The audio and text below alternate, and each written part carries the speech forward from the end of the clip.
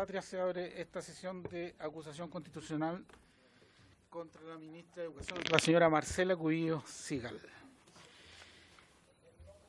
El acta de la sesión constitutiva se pone a disposición de las señoras y de los señores diputados.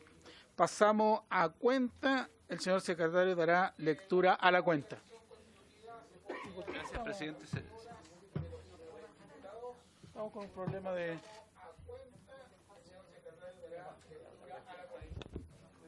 Esperemos un poquito, esperemos un poquito.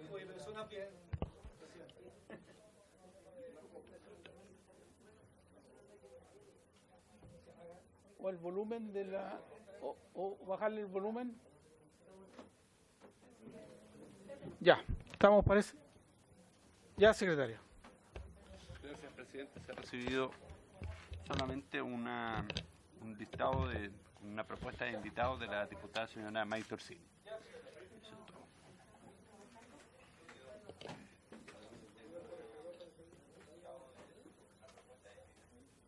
Perfecto. Ya.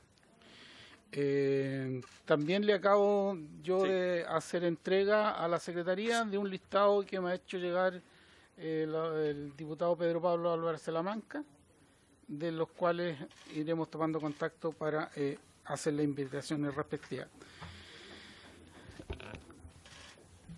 Pasamos a la orden del día. Previo a la orden del día, quiero señalar lo siguiente. En el documento de la acusación viene con algunos errores. Un error, solo son errores de forma, no son errores en el fondo, pero que para el trámite de la acusación tiene que ser rectificado, y por eso es importante, y yo no sé, Secretaría, ahí si nos puede ayudar, si le informamos a los acusadores para que modifiquen este error, o la misma comisión puede tomar el acuerdo de modificarlo, porque en el fondo es una fecha que sale del nombramiento de la ministra. En el documento respectivo de la acusación sale fecha 9 de agosto del 2019. Y yo tengo aquí en el diario oficial que es el 9 de agosto del 2018. Entonces, Son formas, lo corrige la Secretaría. lo corrige la Secretaría. Entonces, le hago entrega igual en el diario oficial donde está el nombramiento de la ministra. Bien, ofrezco la palabra sobre la cuenta. ¿Por la cuenta no hay nadie? Puntos varios. Diputada Orsini. Presidente, quería solicitar a esta comisión que tengan a bien que, dada la disparidad en las fuerzas políticas en esta mesa y dado que los invitados del día de hoy han sido propuestos también por el sector oficialista, que yo pudiera sentarme en esta mesa con mi asesor legislativo para no tener que estar en el celular durante toda la comisión, trabajando a través de eso, y poder estar sentado con él en esta mesa sin que intervenga, simplemente que esté sentado al lado para yo poder dejar de lado el celular.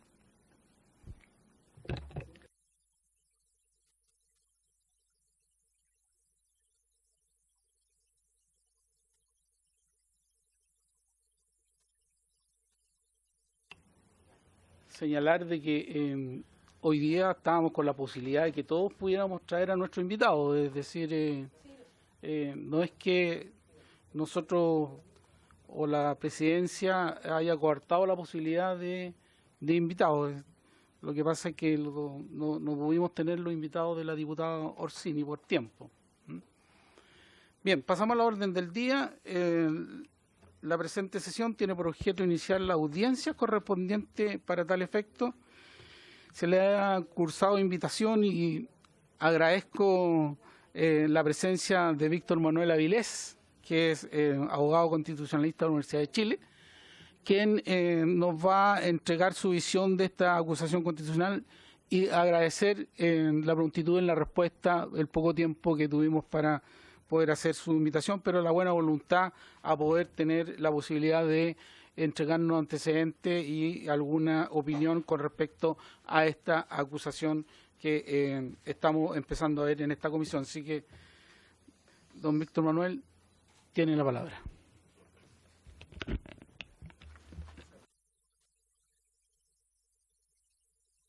Ahí sí.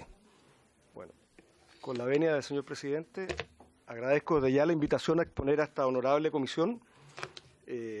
Los tiempos claramente hicieron que una noche mal descansada, digamos, se traduzca en lo que voy a exponer, pero dado que la acusación es larga y los antecedentes que se acompañan están llenos de detalles, que es la característica normal de las cosas cuando no son tan precisas y contundentes, he optado por exponer sobre el sentido de la acusación constitucional como institución, su sentido en el marco del sistema de gobierno que hoy día tenemos en Chile, precisándolo además en el momento actual que hoy día tenemos en Chile, todo esto desde una perspectiva teórica, para después analizar las causales generales invocadas, que acá son básicamente dos: infringir la Constitución y la ley, por un lado, y por otro lado, dejar sin ejecución las leyes, para finalmente analizar en relación a cada uno de los 5 capítulos de la acusación constitucional cuáles serían los elementos precisos que debiesen establecerse en esta comisión y posteriormente en la Cámara de Diputados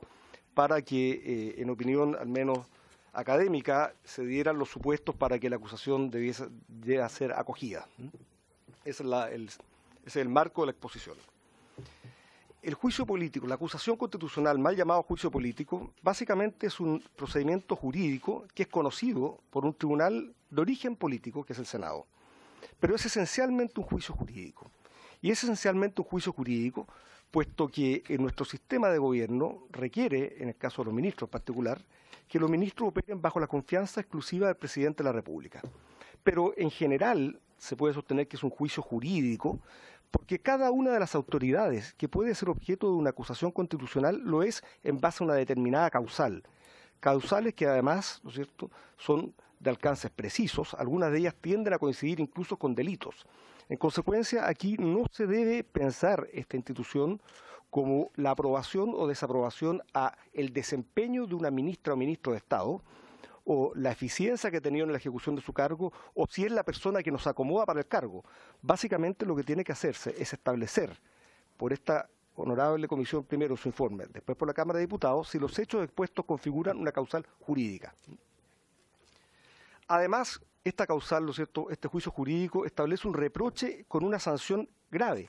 La sanción no solamente es la destitución del cargo de ministro, con lo que ello implica desde el punto de vista de que se le priva al gobierno que ha sido electo por una mayoría de la persona que goza de la confianza del presidente de la República, quien a su vez goza de la confianza de la mayoría de los ciudadanos, sino también involucra el aceptar una acusación constitucional que a esa persona se le priven sus derechos constitucionales, concretamente el derecho a participar, a ser una autoridad con un cargo de elección popular o no, incluso a participar en la política como sujeto, ¿no es cierto?, por 5 años. Es una sanción grave.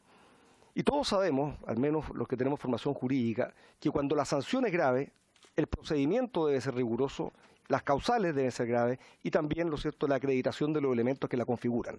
No estamos hablando simplemente de un juicio político donde la ministra se va para la casa porque no goza de la confianza del Parlamento, sin mayor causal. Estamos hablando de un juicio jurídico sobre causales específicas que básicamente tienen que ver con la infracción de la ley y de la Constitución, donde la ministra, además de ser destituida del cargo, queda privada de ciertos derechos constitucionales por un periodo de 5 años. Es un tema grave.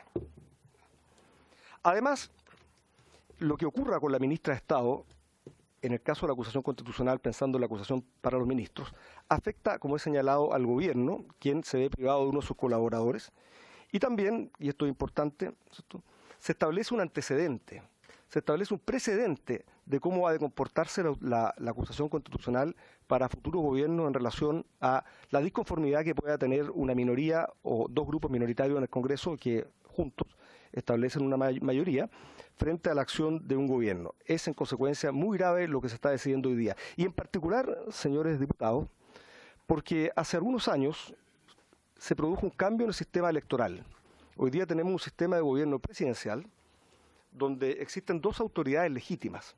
El gobierno, encabezado por el presidente de la República, electo por la mayoría ciudadana, y el Congreso Nacional, donde están los liderazgos también electos por los ciudadanos. Ambos son autoridades legítimas. El sistema presidencial tiene la característica que existe una separación de las funciones. Cada uno tiene una función.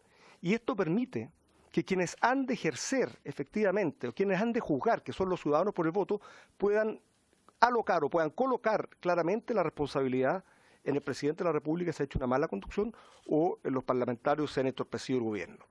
Es importante, en consecuencia, que se mantenga separada en nuestro sistema de gobierno esta función de la autoridad ejecutiva de la función del Congreso Nacional. Si la acusación constitucional se banaliza y se entiende como una acusación o juicio político, de alguna manera el Congreso Nacional y cada uno de los parlamentarios que intervienen aprobando esa acusación se empiezan a hacer cargo del problema del gobierno porque estima que, en este caso, la ministra no es la persona adecuada para desarrollar su función. Y al hacerse cargo de la función del gobierno, interfieren en ella y debiesen ser responsables. Pero el sistema no está pensado en eso, por una razón muy simple. Porque no existiría, si ese es el sentido de la acusación constitucional, que no lo es, la contrapartida necesaria que tendría que tener, que es la facultad del presidente de la República para disolver el Congreso Nacional y llamar a elecciones para que la ciudadanía se pronuncie. Tendríamos un Congreso que, por una interpretación errada de la institución de la acusación constitucional, la transforma en un juicio político, interviene en la actividad de gobierno, diluye la responsabilidad del presidente de la República, la hace propia, pero a su vez no permite que el presidente de la República llame a los ciudadanos a resolver por la vía de no poder disolver el Congreso. En consecuencia, esta acusación constitucional, ¿no es cierto?, si se entiende como un juicio político, provoca importantes trastornos. Vuelvo en consecuencia a que es un juicio jurídico. Y aún más, como señalaba hace unos minutos, habiendo cambiado el sistema electoral, hoy día existe mayor atomización en el Congreso y eso se traduce en que la mayoría que ha apoyado al presidente de la República no necesariamente es la mayoría en el Congreso, aunque puede haber una bancada mayoritaria, pero pueden haber otros grupos conforme la mayor atomización. De esta forma, si se hace una acusación constitucional y prospera la idea que es un juicio político, se presenta otra dificultad para nuestro sistema jurídico y democrático.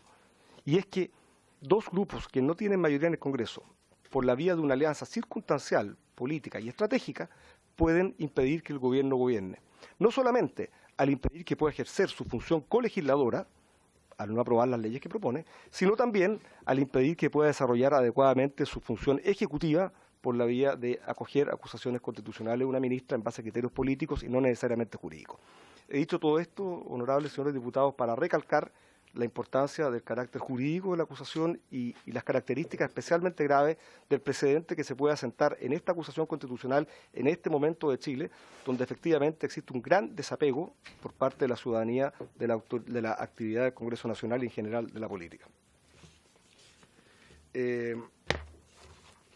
¿Cuáles son las causales que se han invocado en este caso para presentar esta acusación constitucional?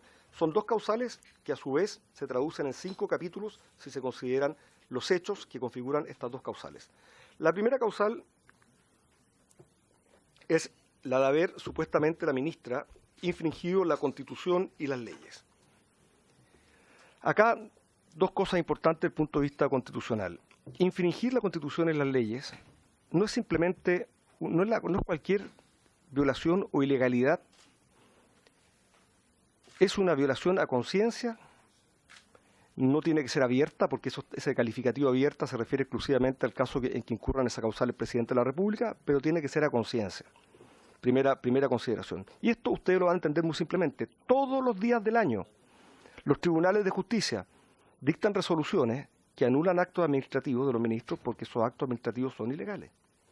Todos los días del año se acogen demandas contra organismos del Estado que dependen del Ministerio porque han actuado en forma ilegal y ha podido incluso causar daño y se condenan indemnizaciones. Y nadie jamás ha planteado que esas ilegalidades que llevan a la nulidad del acto administrativo y quede declarado por un tribunal o que llevan a que proceda una indemnización, que en virtud de acogerse una demanda, es una infracción de ley en el sentido de que requiere y permite una acusación constitucional. Es un estándar superior de infracción de ley, no es cualquier infracción de ley.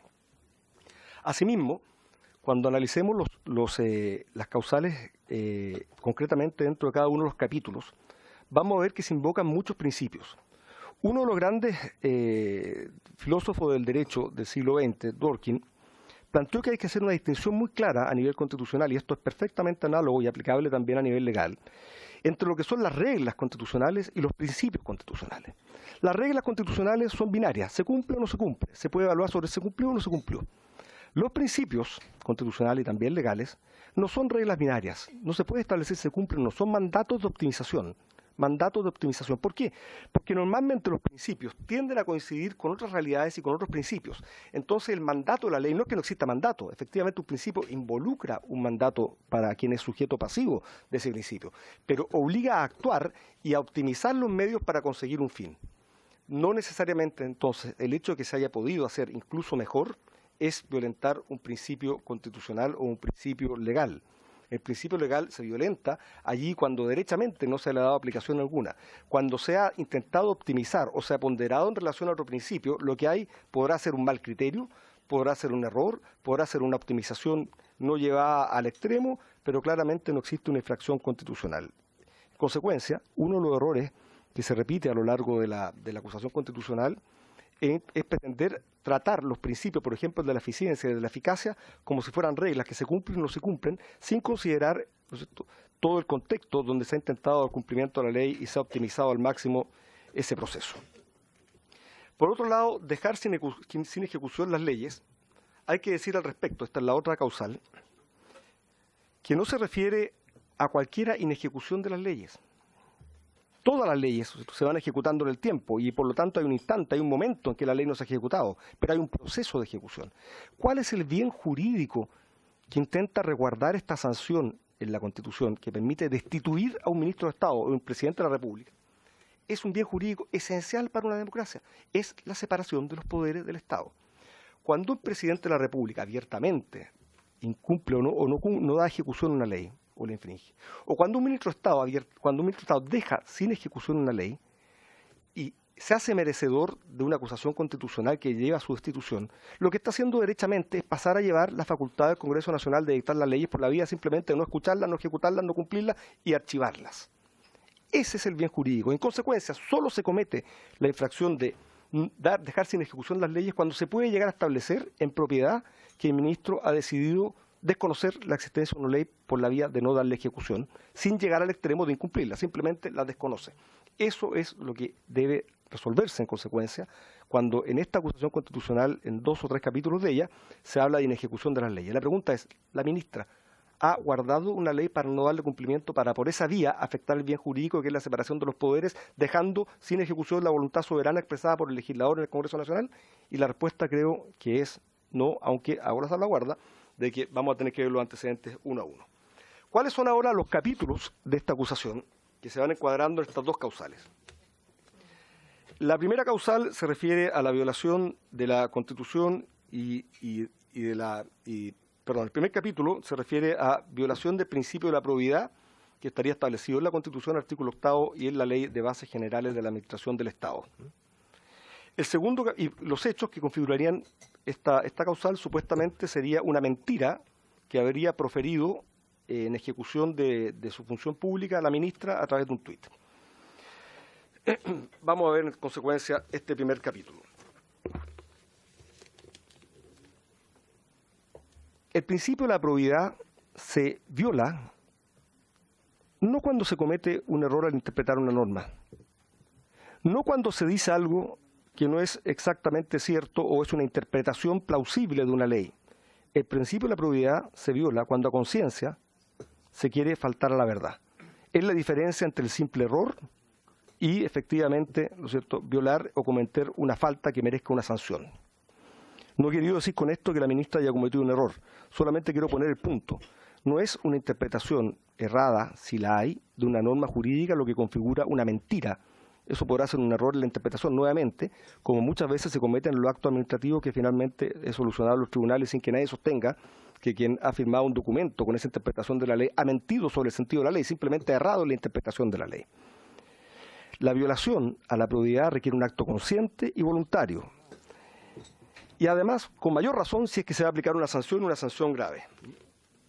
Y además, un tercer elemento importante es que esta infracción consciente a la verdad se cometa en el ejercicio de una función pública. Habrá que preguntarse, y esto es un tema que habrá que solucionar también, si el envío de un tuit, porque esto ocurre en el envío de un tuit, es un ejercicio de la función pública. O, por el contrario, cuando se estima que se falta la probidad, cuando se miente, es cuando se está desarrollando un acto administrativo, suscribiendo un decreto, otorgando un permiso o algún otro tipo de acto administrativo. Acá está en un área bastante gris, es la actividad por tuit de un ministro de Estado. Eso ya es un tema que debe solucionarse. Pero sobre el contenido, derecho y concreto, la ministra habría sostenido mediante un tuit que los padres, durante el proceso de postulación, tienen una muralla frente a los establecimientos educacionales, por cuanto no pueden solicitar entrevistas con los profesores. Ese fue el planteamiento. Y sostiene quienes acusan que eso es falso, porque sí está resguardado el derecho de los padres a pedir una entrevista. La verdad, en estas pocas horas que he tenido para estudiar esto y, por cierto, conocer la ley respectiva, que es la ley 20.845 sobre inclusión escolar, me he topado con dos normas que creo relevantes leérselas, y pido autorización para ello, señor presidente. La primera es la que se invoca por quienes acusan para sostener de que ha mentido la ministra. Y esta señala, es el artículo 7 bis, inciso tercero. Las entrevistas que se realicen en esta etapa deberán ser solicitadas por los padres o apoderados, serán de carácter voluntario y tendrán una finalidad únicamente informativa y de conocimiento del proyecto educativo.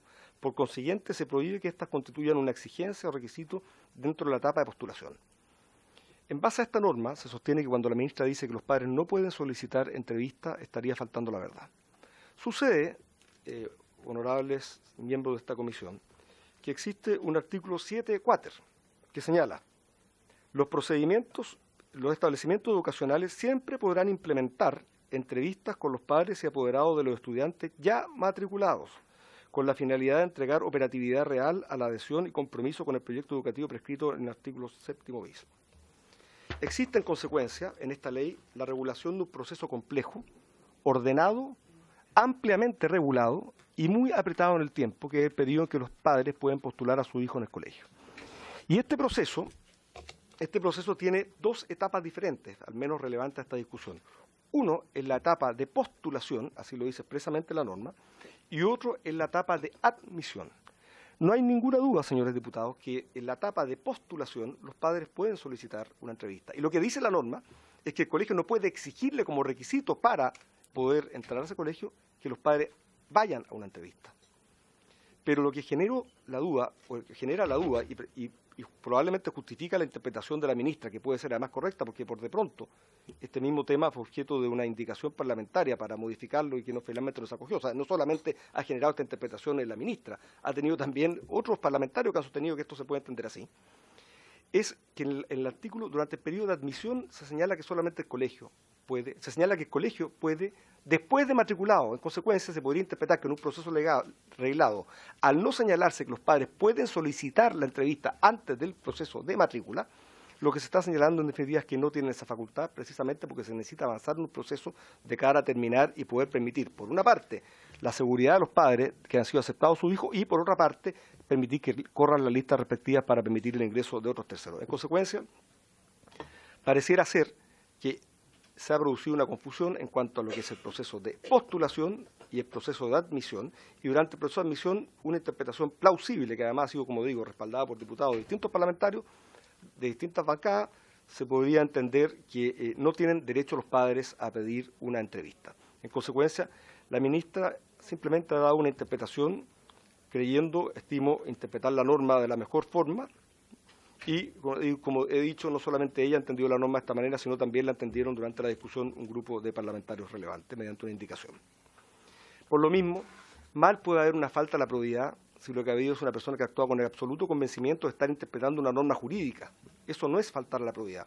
Eso, en el peor de los casos, podrá ser un error de interpretación, pero no es una falta de probidad que permita una acusación constitucional por estimar que viola la Constitución. En cuanto al segundo capítulo, el segundo capítulo se refiere también a la infracción de la Constitución y la ley. La Constitución, por cuanto existe protección a los datos personales en la Constitución desde el año 2017, y la ley también, por cuanto la ley 19.628 regula esta materia. ¿En qué consistirían los hechos que configurarían esta violación a la Constitución y a la ley sobre protección de datos personales?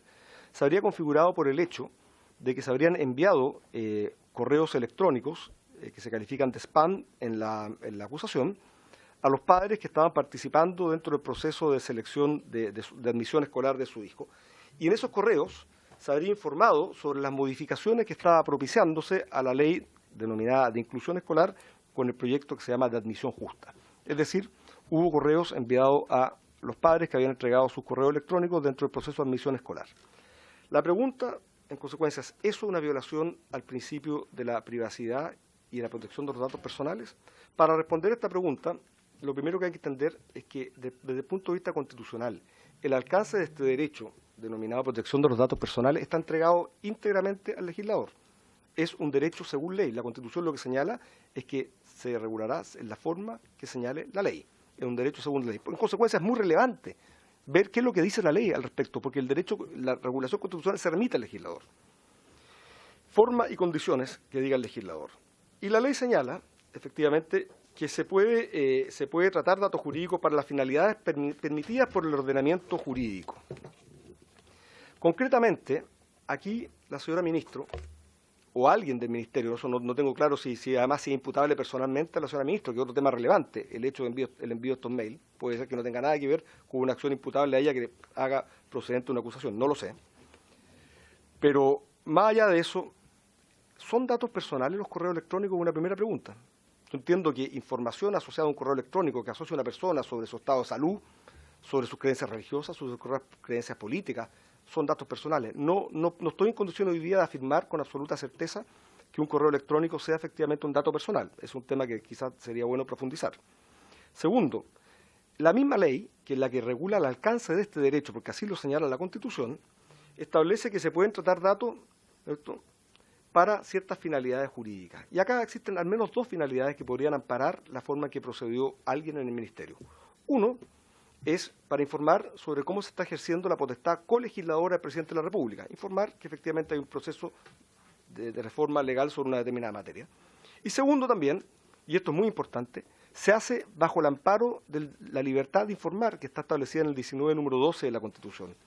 En consecuencia, ya no solamente no estamos en una situación de una persona que ha querido violentar un derecho de datos personales o la protección de la persona, sino que estamos en una institución, no sé si la ministra, que ha entendido su actuar amparada por el deber de informar sobre en qué está la modificación legal, informar a los ciudadanos sobre una materia además, y esto es muy importante, se señala que los padres han entregado este correo precisamente en relación al proceso de admisión.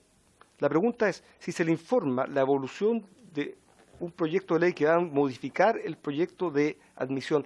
¿Se puede entender derechamente de que se ha violado el principio de la finalidad? ¿Qué es lo que es el principio de la finalidad? Se dice que los datos personales, nuevamente, no sé si un correo electrónico es dato personal, se entregan específicamente para una finalidad. Y la finalidad de este caso era llevar adelante el proceso de admisión escolar. Cabe preguntarse entonces si se puede estimar derechamente violado este principio, que como he dicho es un mandato de optimización, por el hecho de entregar información sobre los posibles cambios legales al proceso de admisión escolar. Es un tema al menos dudoso. En consecuencia, ¿cierto?, creo que esto genera, ¿cierto?, probablemente algún tipo de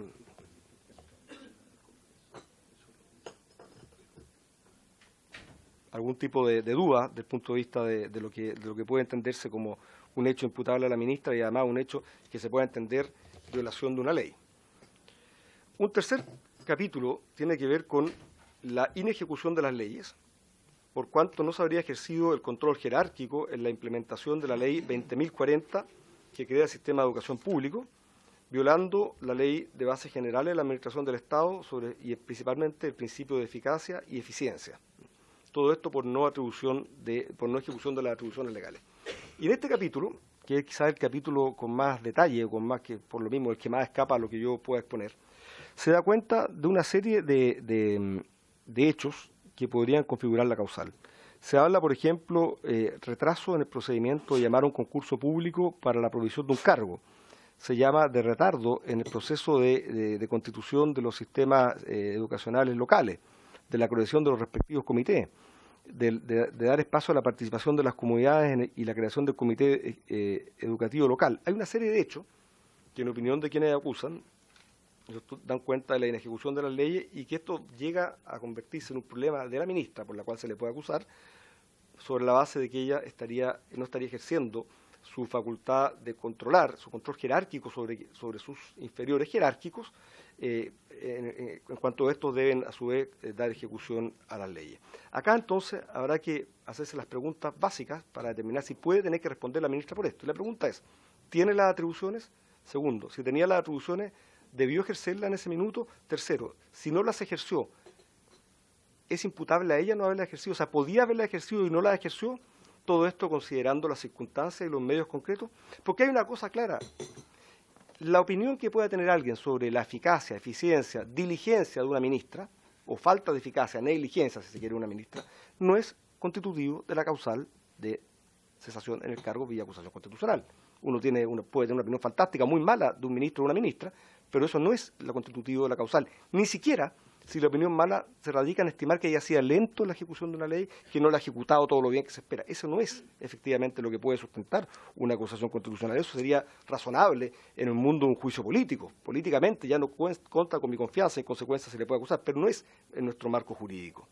Y acá básicamente lo que se busca resguardar nuevamente es la separación de los poderes. La pregunta es, ¿la ministra ha efectivamente incumplido la ley, dejado sin ejecución de la ley, afectando la separación de los poderes?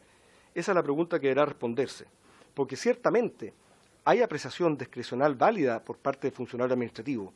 Hay circunstancias que pueden explicar la forma en que se ha ido dando ejecución a las leyes.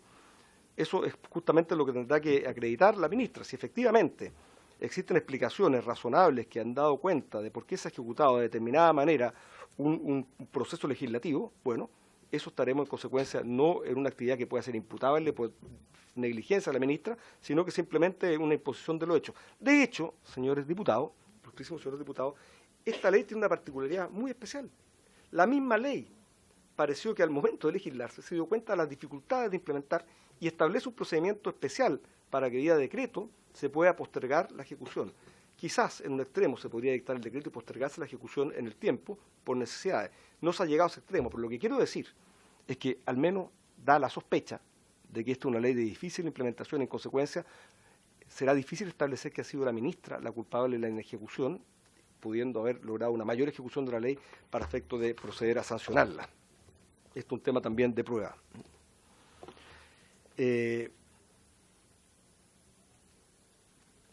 Como datos específicos, según he podido recabar antecedentes, tan pronto antes incluso que cesara en el cargo el anterior director, se llamó a concurso. Ese concurso fue declarado desierto.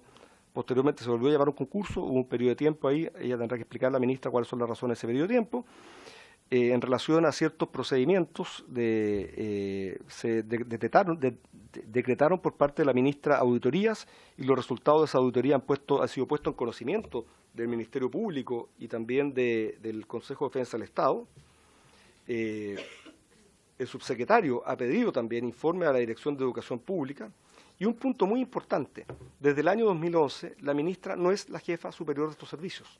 No es la jefa superior de estos servicios. Hubo una modificación en el 2011 a la ley orgánica del Minuduc y conforme al artículo 5, la Subsecretaría de Educación, el órgano de colaboración directa del ministro, le corresponderá en general la administración interna del ministerio y la coordinación de los órganos y servicios públicos del sector y el cumplimiento de las demás funciones que en materia de su competencia le conviene la ley y el ministro. En última instancia, quien ha tenido que coordinar esta función ha sido el subsecretario y no la ministra.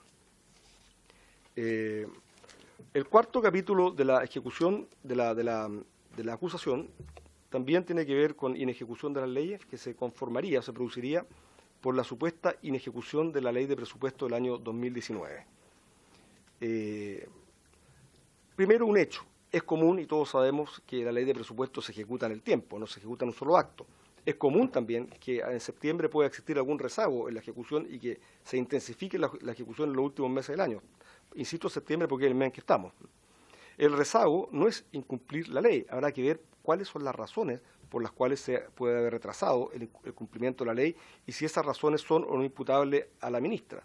Hasta ahora entiendo que esto no ha sido tampoco objeto de acusaciones constitucionales, si bien tengo la certeza de que, al menos desde la vuelta a la democracia, existen múltiples ministros que han tenido rezago en la ejecución presupuestaria hasta el día de hoy.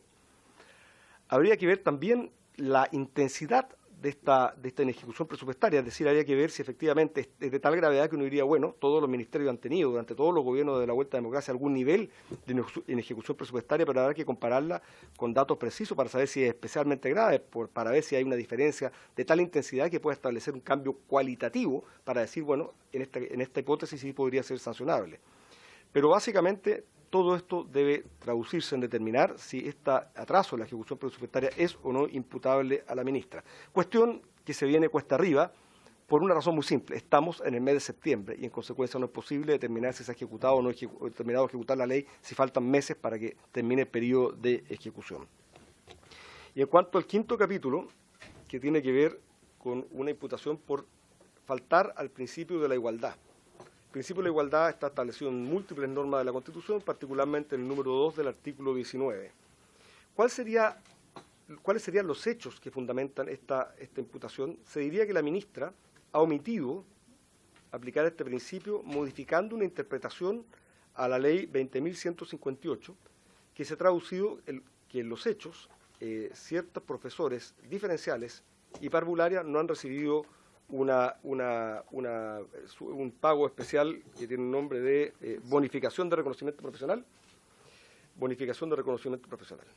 Sucede, honorables señores diputados, que esta ley es del año 2006 y desde ahí no se le ha entregado este pago a este grupo de profesores. En consecuencia, esto ha sido consecuencia también de la dictación de un decreto supremo, previo a la llegada de la ministra, que establece ciertas precisiones sobre el pago.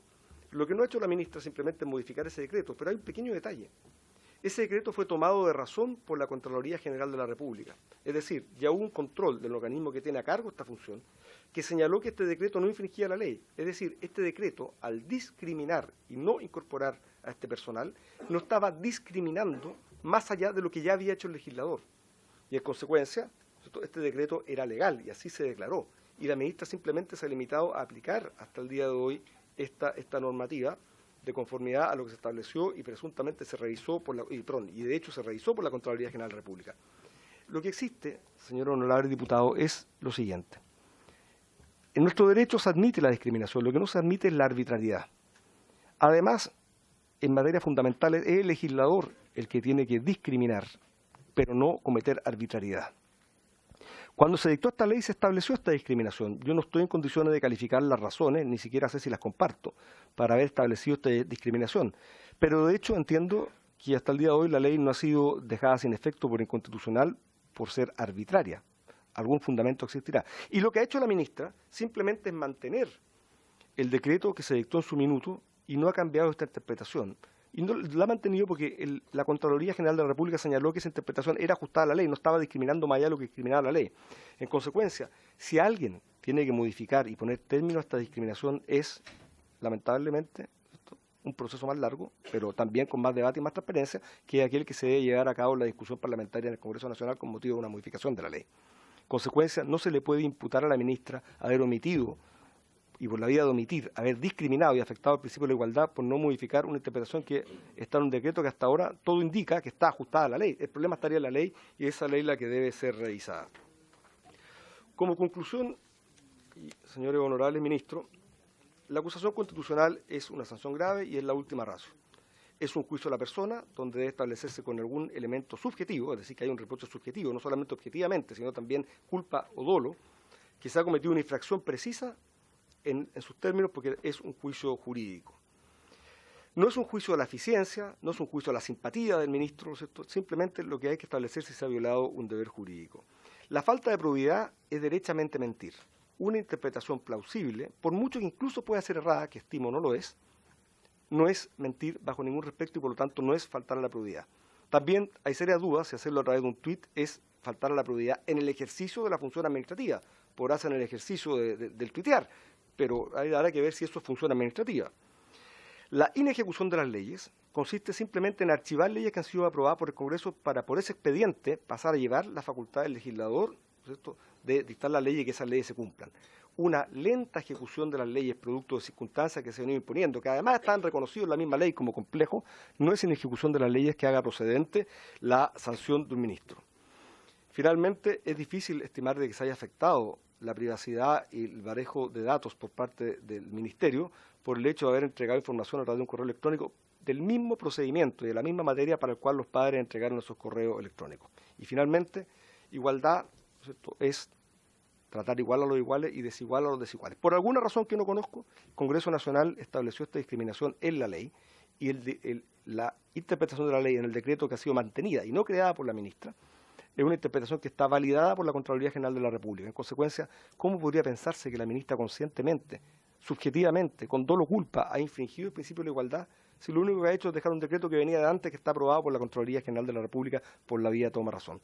Por todas las consideraciones expuestas, creo que es un trabajo importante y arduo el que va a tener que hacer la comisión para determinar si efectivamente se configuran de hechos más precisos que pueden haber escapado a un análisis que he hecho en pocas horas de esta acusación, pero en términos generales me parece que la acusación está conformada en este caso más bien como un juicio político por la vía del libelo acusatorio, más que como un juicio jurídico dando lugar a las causales que prevé la Constitución. Muchas gracias.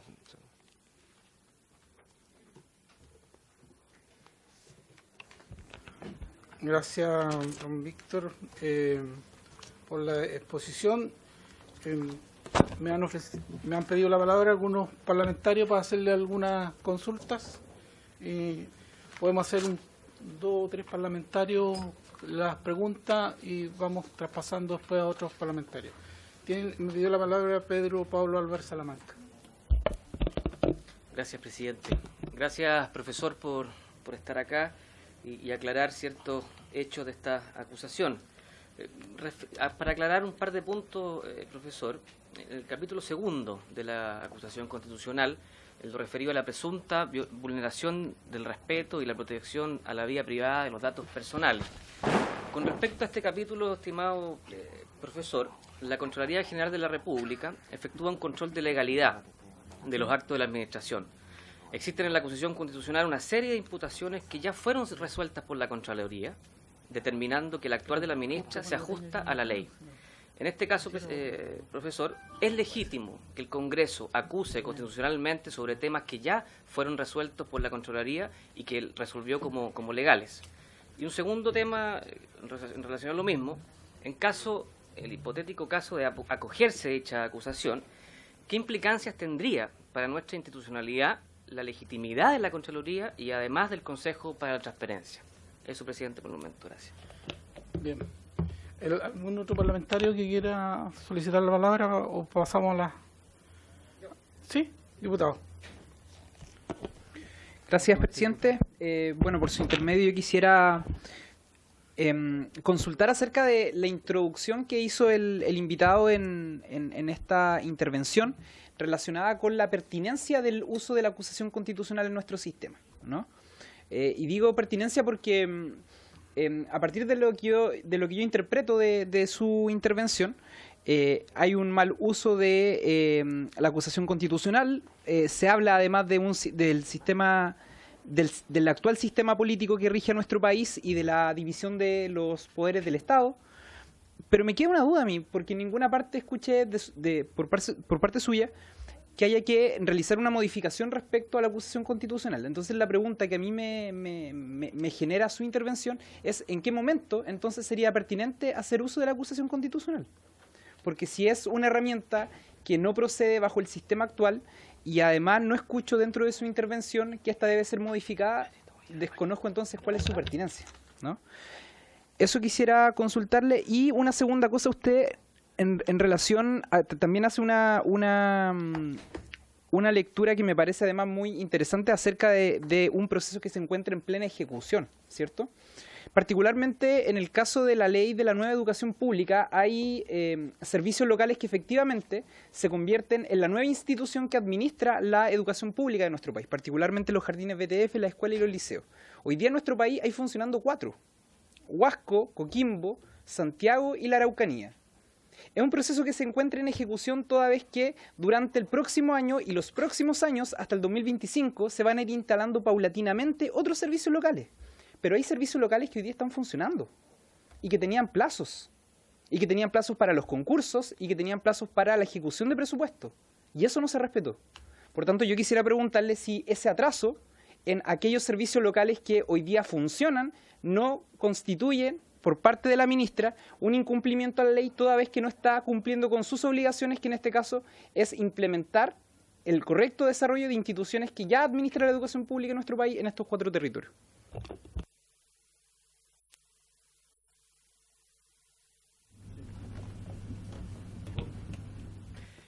¿Alguien más? ¿Alguna pregunta, diputado? ¿Sí? Dale, Hugo. Ahí está. Adelante.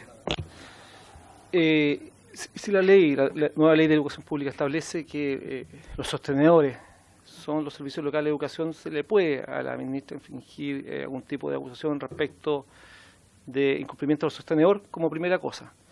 Y segundo, que yo creo que es importante, que parte de lo que acaba de señalar el diputado Santana, es que, de acuerdo obviamente a lo que usted conoce, si las ejecuciones presupuestarias son variables en el tiempo, o sea, de hecho, en algunas partes, sobre todo de los servicios locales y de otras temáticas, la ejecución presupuestaria del año, por ejemplo, 2017 fue mucho menor que la de hoy día. Entonces, por lo tanto, y la de hoy día es casi igual a la del año anterior. Si eso constituiría algún tipo de sesgo por parte de la ministra, de falta a la probidad o de falta a las leyes. Eso.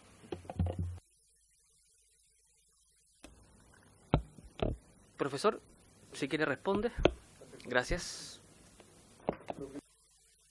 Lo primero es señalar que no soy experto en materia de educación, en consecuencia no voy a caer en la tentación de hablar sobre cosas que no tengo conocimientos profundos y adecuados. Pero sí, de derecho constitucional, algo creo entender. ¿Puede la acusación constitucional proceder si la Contraloría General de la República ya se ha pronunciado? La respuesta es contraintuitiva, pero es sí. Creo que sí puede proceder.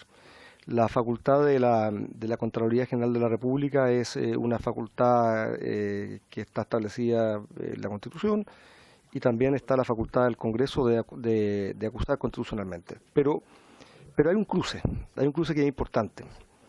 La acusación constitucional es una acusación a la persona, y a la persona significa establecer que ella incurrió en la acción u omisión por la cual se le va a sancionar, y que esa acción o omisión es imputable a ella con un grado de culpa o negligencia o dolo.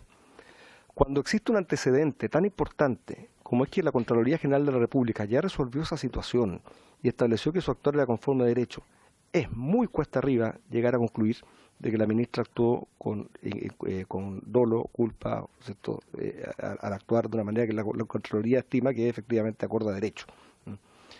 Pero efectivamente la acusación procede, son atribuciones distintas. Lo segundo es, se afectaría de acogerse a la acusación constitucional, ¿no es cierto?, el actuar de la Contraloría General de la República y el Consejo para la Transparencia. Claro, la implicancia efectivamente daría cuenta de distintas consideraciones, distintos quizás argumentos. Habría que ver cuáles son los argumentos por los cuales se acoge la acusación. Pero si se acoge la acusación por estimar que la acción es ilegal y la Contraloría la declaró legal, o esto tiene que ver básicamente, ¿no es cierto?, con el uso de los correos, o en el caso del Consejo de la Transparencia, que también intervino en materia de uso de los correos, se establece lo mismo. La verdad que efectivamente habría un cuestionamiento a la autonomía y funciones de estas instituciones que podría tener también efectos. Pero aún así creo que la acusación constitucional procede de forma paralela a lo que actúan. Lo que pasa es que lo que ellos deciden dan cuenta de que son hechos que son claramente difíciles de estimar como causales de dolo o culpa por parte de una ministra. La siguiente pregunta es sobre el sistema actual de gobierno cruzado por el nuevo sistema de elección parlamentaria, que ha significado una mayor atomización en el Congreso y que en consecuencia significa que el presidente de la República tiene más dificultades para reflejar su mayoría que permite la elección del presidente en una mayoría en el Congreso y poder legislar.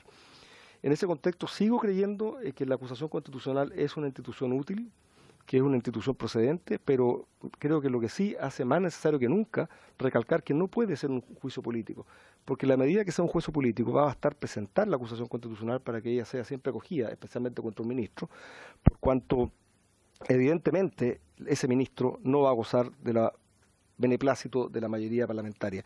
Y ese tipo esa forma de entender y esa consecuencia que podría seguirse de esa forma de entender la acusación constitucional serían graves para el sistema. Por lo mismo, esta acusación, que nunca ha sido un juicio político, siempre ha sido un juicio jurídico, si se entiende en este contexto actual como un juicio político, se pone gravemente en peligro el funcionamiento de nuestro sistema y como consecuencia podría producirse un mayor desapego de la ciudadanía al funcionamiento de las instituciones democráticas. Pero sigo creyendo que la acusación constitucional procede cuando efectivamente hay una infracción a la ley y una infracción a la Constitución, y esta infracción es imputable a la persona del ministro y es imputable con dolo o culpa porque ha tenido atribuciones que han sido entregadas a ella y no las ha ejercido. No estoy seguro que ese sea el caso de la ministra Cubillos, me parece que no, en virtud de la acusación constitucional. Y en relación... Muchas gracias, presidente. Sí, es que me genera duda la respuesta, porque yo entiendo que el Congreso no es un tribunal de justicia. Nosotros no somos designados en nuestros cargos, somos elegidos democráticamente y, por tanto, yo creo que es importante relevar nuestro rol político. Es decir, cualquier decisión que nosotros tomemos, justamente en función de un texto que se presenta con antecedentes jurídicos, va a ser necesariamente una decisión política, porque no somos otra cosa que autoridades políticas. Y hacemos una interpretación en función de la presentación de un texto, vuelvo a repetir, con antecedentes jurídicos. Entonces yo por eso pregunto nuevamente, si es que esta herramienta constitucional le hace tanto daño al país o a la democracia en el marco de un sistema como el que tenemos hoy, bueno, ¿cuándo se usa? ¿Cuándo se usa? Eso es lo que me... Era solo el punto. Bueno, pero sobre ese punto yo estimo que este es un juicio jurídico que es conocido en primera instancia por los diputados y que es juzgado directamente por el Senado, que se constituye como un tribunal para este efecto. Y eso es bastante claro, me parece a mí, en la Constitución. Y voy a darte dos argumentos muy simples. El primero de ellos, lo cierto es que, bueno, solo los diputados fiscalizan. Y solo los diputados fiscalizan porque lo que se quiere salvaguardar ahí es la independencia de este tribunal para poder resolver conflictos que llegan a nivel de la acusación constitucional. Y si fuera netamente político no sería necesario eso, porque la situación política es preexistente, como tú bien dices, porque la situación política se plasma en el momento que los ciudadanos votan y le dan este mandato político. Pero justamente la Constitución está conformada y eso explica que el Senado no puede intervenir en facultades, no puede intervenir en materia de juzgar. Y otro aspecto que tiene la misma Constitución a este respecto, ¿no es cierto?, es el hecho que la acusación puede ser firmada por un número máximo de diputados. Nuevamente, si fuera un tema político, no tendría ningún sentido salvaguardar la independencia de quienes han de conocerla, si es que de antemano existen criterios políticos que la harían procedente o improcedente. En consecuencia, yo creo que lo que tú planteas existe, es razonable, pero me parece que nuestro sistema jurídico no está construido sobre esa base. Diputado Orsini y después diputado Herrera. Sí, gracias, presidente. Yo me quería referir a distintos puntos que han sido planteados por el profesor en su intervención.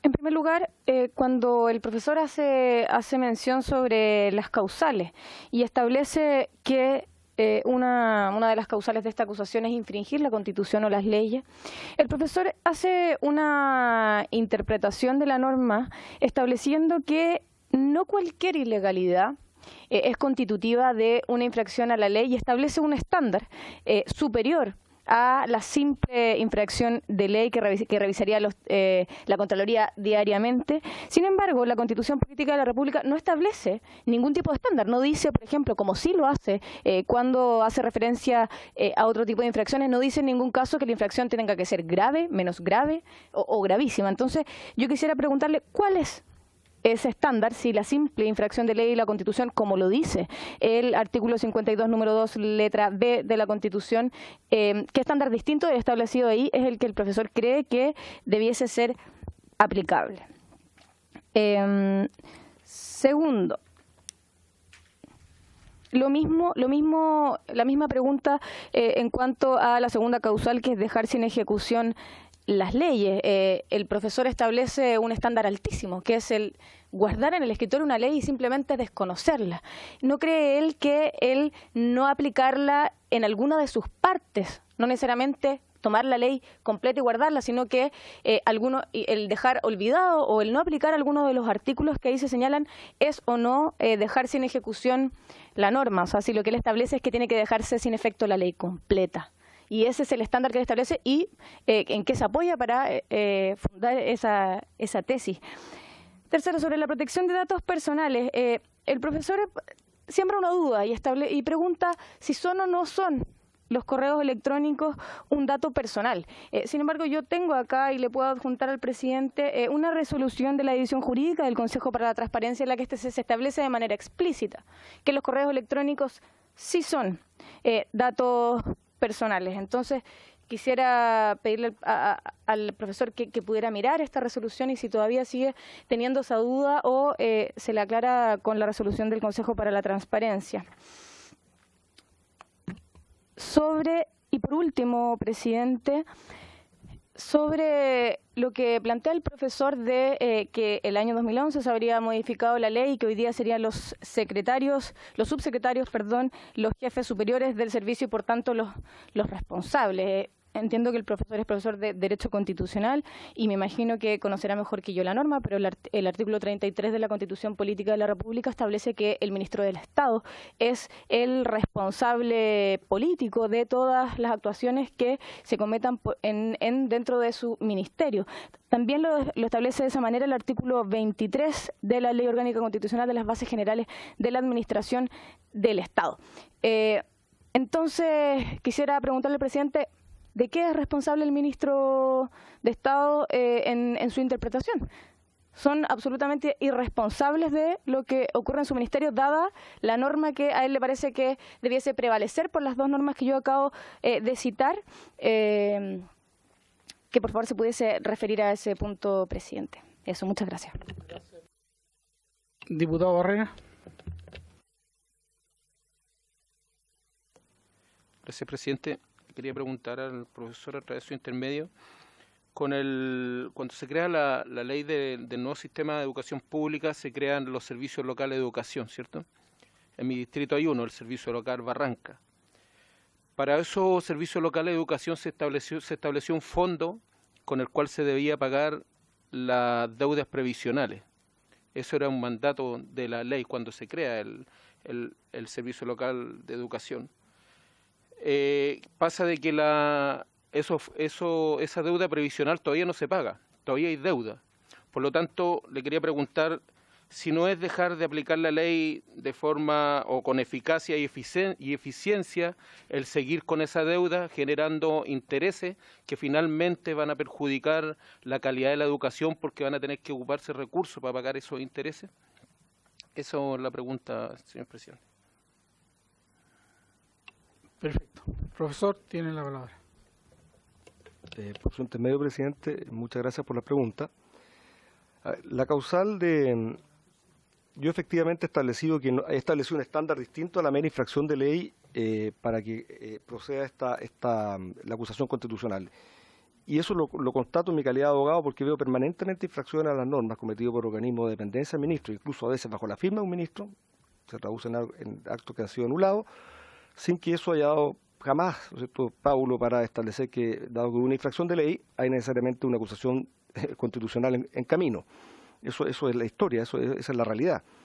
Entonces, cuando yo pregunto el estándar, básicamente el estándar es, ¿cuál es el estándar? Es simplemente poder establecer que lo que ha hecho la ministra o el ministro es no querer dar ejecución a la ley. Es un acto que sea imputable con conocimiento, personalmente, bajo dolo y culpa. Ese es el estándar. Y por lo tanto, a la siguiente pregunta de la diputada Orsini sobre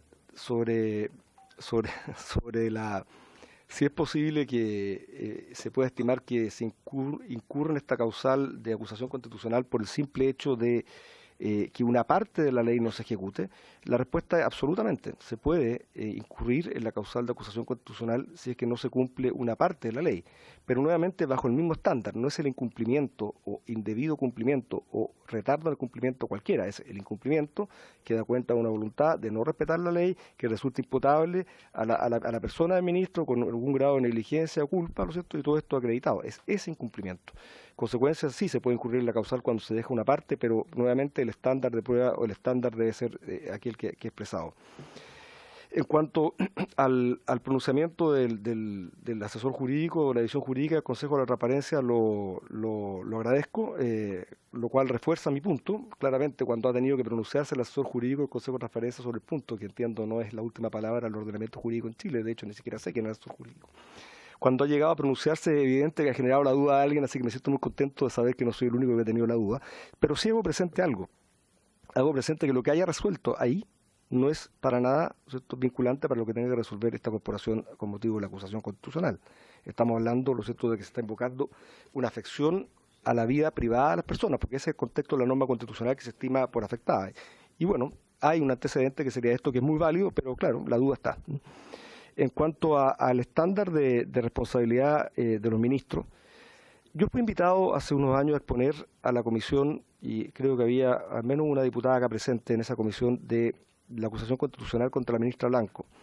Y con la misma claridad que lo dije esa vez, por la cual estimaba que no era procedente la acusación contra la ministra Blanco en ese minuto, de hecho fue rechazada la acusación, vuelvo a insistir en los mismos principios acá. Debe establecerse responsabilidad directa, imputable a culpa o dolo de la ministra, acreditándose que pudo actuar de una manera diferente y que las circunstancias no llevaron a actuar como actuó, para que finalmente se pueda empezar a concluir que la ministra ha infringido o incumplió la ley de una forma que sea materia de acusación constitucional. En cuanto a la pregunta del honorable diputado Seo Barrera, nuevamente yo no soy experto, digamos, usted ocupó palabras que yo tomé nota acá, pero quizá si el servicio local respectivo no ha procedido al pago de la deuda provisional, habrá que establecer cuál es la razón. Yo no sé, por ejemplo, si existen dudas sobre las personas que tienen derecho a que se haga este pago. Yo no sé si se ha dictaminado una auditoría para establecerlo. Lo que sí sé es que si en forma errada se paga a personas que no están dentro de los que tienen derecho a recibir, el Estado va a tener que pagar dos veces. Por una parte se va a pagar a una persona que no tiene derecho, se va a mantener sin pagar a la persona que sí tiene derecho, va a tener que pagarse la persona que sí tiene derecho con retardo y en consecuencia el daño sería peor. Yo no sé cuáles son los hechos concretos, pero me imagino que si se ha decretado una auditoría tratando de determinar precisamente quiénes son las personas que tienen derecho a este pago, eso podría explicar, justificar y hacer que no proceda la acusación constitucional en relación a ese punto. Muchas gracias.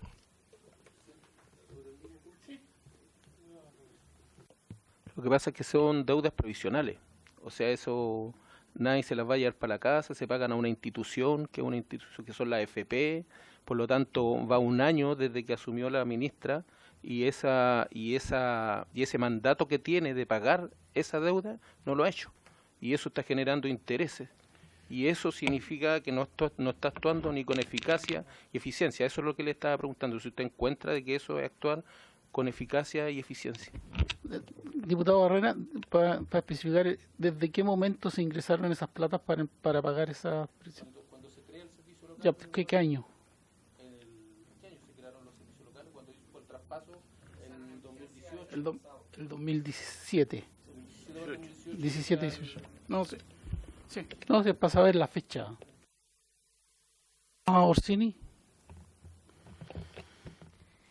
Gracias, presidente. Sobre el estándar a la infracción de la ley y la Constitución, no puedo dejar pasar que el profesor establece un estándar que no establece la Constitución, pero la Constitución sí establece, cuando ha querido el legislador establecer un estándar superior a la simple infracción, ha usado un apellido y ha usado la infracción grave.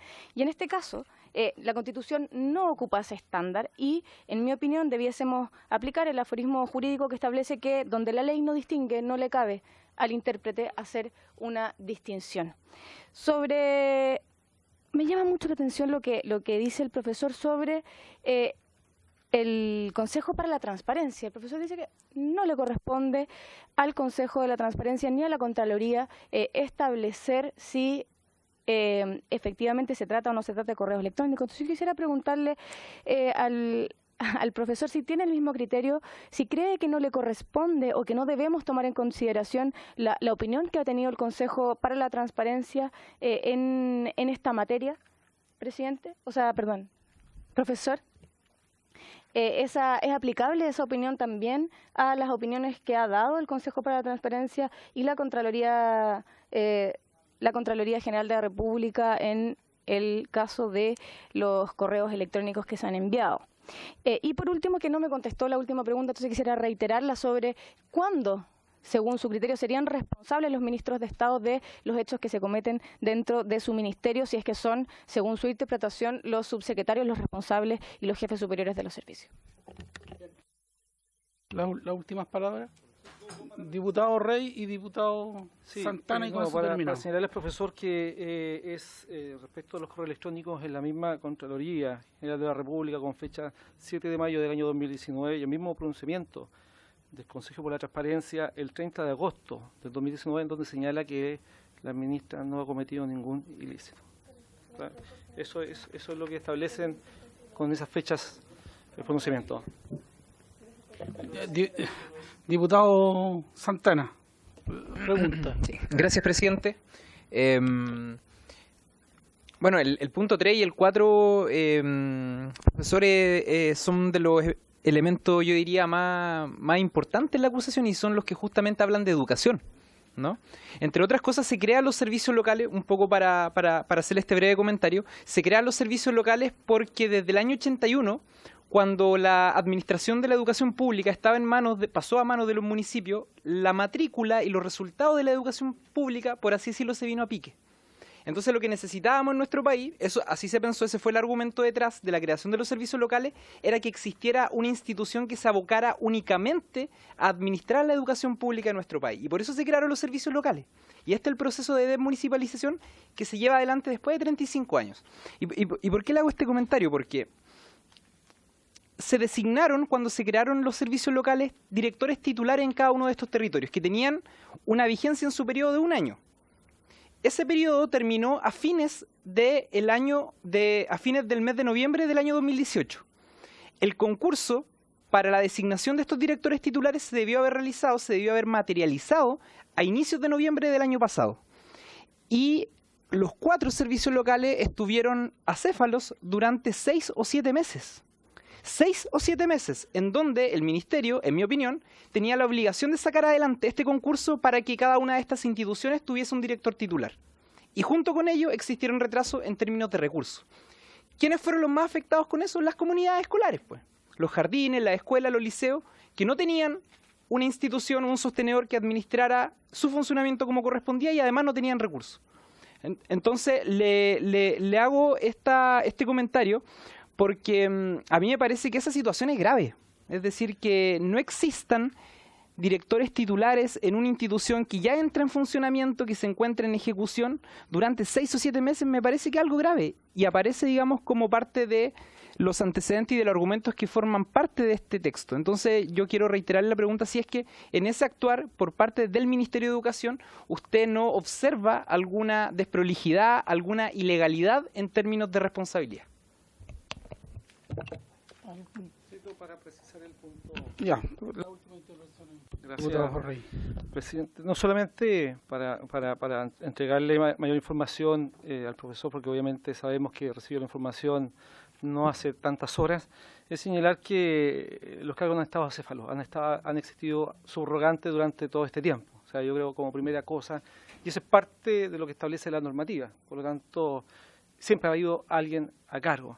Y segundo, que la experiencia que uno tiene en los distintos cargos públicos que le ha tocado comprender, sabemos y hemos conocido cientos, diría yo, de cargos de alta dirección pública que han quedado también en el camino y se han tenido que llamar de nuevo, y a veces no solamente uno, sino que 2 o 3 veces en este gobierno, en el gobierno anterior y en el anterior. Por lo tanto, si este acto que ha sido permanente en el tiempo, que todos los gobiernos lo han hecho por un caso puntual, puede ser imputable como algo tremendamente grave para un ministro cuando está su reemplazo y la subrogancia plenamente satisfecha. Eso. Bueno, agradezco también las preguntas. A ver, son varias cosas.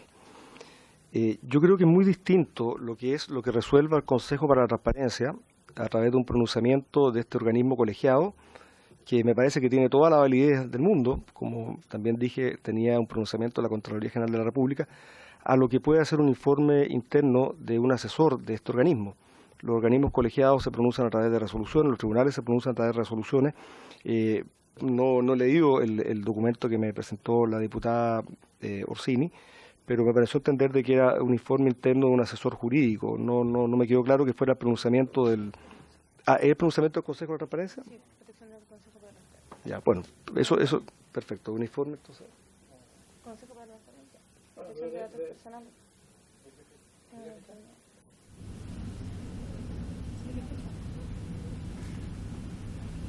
Bueno, pero eso, independiente de lo que sea, digamos, yo creo que esa es la gran diferencia. Sí me parece que tiene toda la validez lo que pueda señalar un informe un pronunciamiento del Consejo para la Transparencia y también de la Contraloría General de la República.